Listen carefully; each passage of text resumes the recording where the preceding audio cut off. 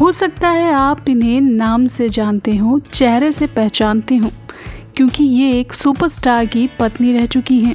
लेकिन बहुत ही कम लोग इन्हें इनकी व्यक्तिगत उपलब्धियों के लिए जानते होंगे, क्योंकि इनका काम ही ऐसा है कि सब कुछ पर्दे के पीछे से होता है और पहचान पर्दे पर दिखने वालों को मिलती है। खैर, लेखकों के साथ तो हमेशा से यह समस्या रही है कि आधार यही बनाते हैं, लेकिन क्रेडिट औरों को मिल जाता है। लेकिन अब बहुत कुछ बदलने लगा है। आज हम जिनकी बात करने वाले हैं वो न सिर्फ एक स्टार की पत्नी हैं, बल्कि एक बेहतरीन डायरेक्टर, प्रोड्यूसर और राइटर भी हैं, साथ साथ सोशल वर्कर भी। जी हाँ, आज की हमारी बैक कैमरा स्टोरी की हीरोइन है किरण राव। किरण राव का जन्म 7 नवंबर 1973 को बेंगलुरु में हुआ था। इनके पिता CR राव एक आर्मी ऑफिसर थे और माँ उमा राव एक गृहिणी थी।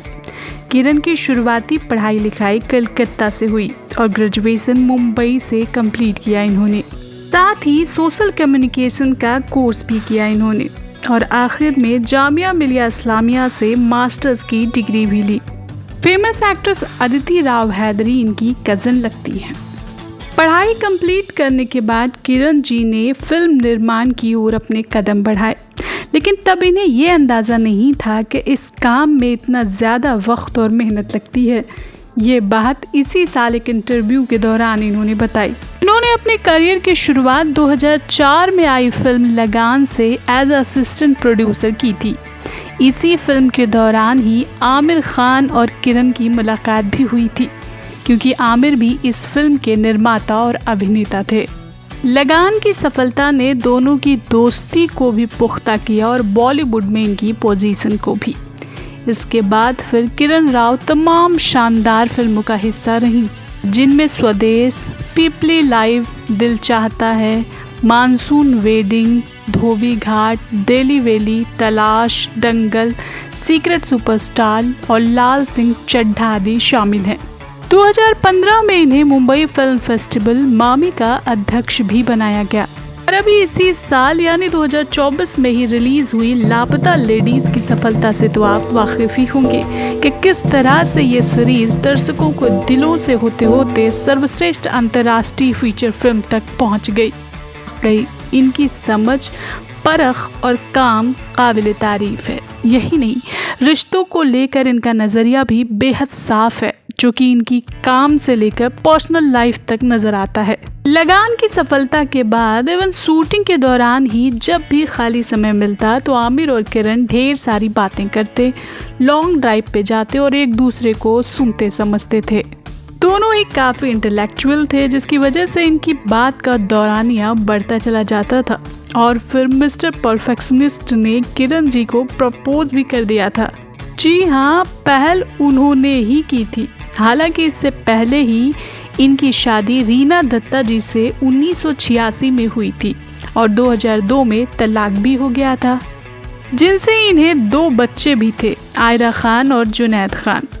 2004 से चलता हुआ सिलसिला 2005 में अंजाम तक पहुंचा। किरण और आमिर ने शादी कर ली और दोनों साथ साथ काम करने लगे।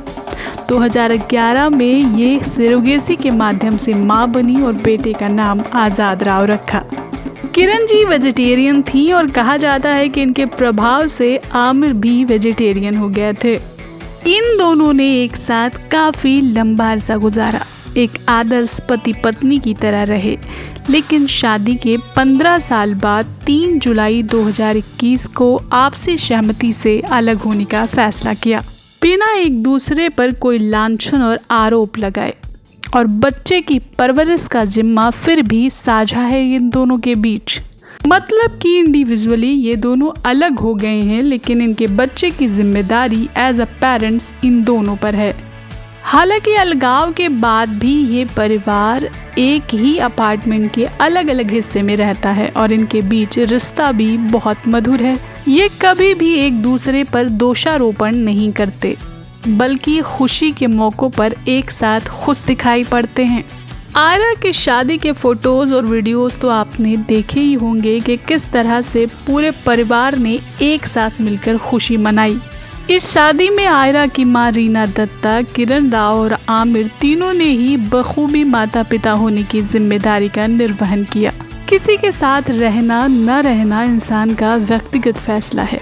कब किस मोड़ पर कैसा फैसला लेना पड़ जाए ये कोई नहीं जानता, लेकिन संबंध विच्छेद के बाद इतनी सरलता से और सभ्यता से एक दूसरे का साथ देना और समर्थन करना बेशक ही एक स्वस्थ और सुंदर मानसिकता का उदाहरण है।